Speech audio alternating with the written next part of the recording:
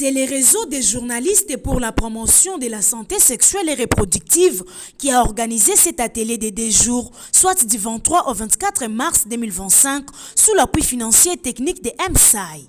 Santé sexuelle et reproductive, ce thème a fait l'objet d'échanges entre les chevaliers de la Plume de Kisangani et la formatrice venue de Kinshasa, Bibish Mbete.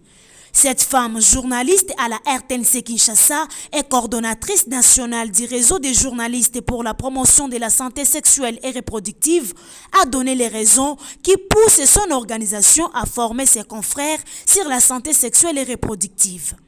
Ce que je veux dire aux journalistes, c'est qu'ils sont des grands acteurs de changement et ils peuvent bien jouer ce rôle dans leur communauté.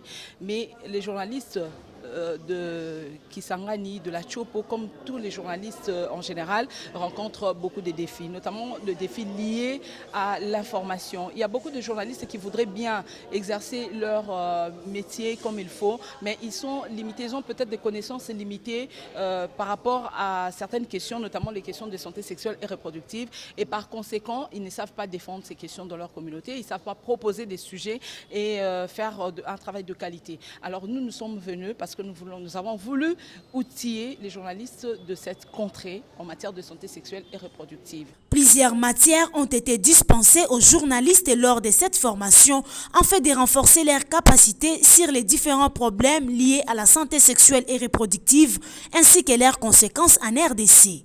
Bibish Mbete revient ici sur les problèmes majeurs. Il y a beaucoup de problèmes qui sont liés à la santé sexuelle et reproductive dans notre pays. Il y a des questions de problèmes d'infections sexuellement transmissibles, le VIH, des grossesses précoces, des grossesses non désirées qui se solvent souvent par des avortements et généralement des avortements à risque.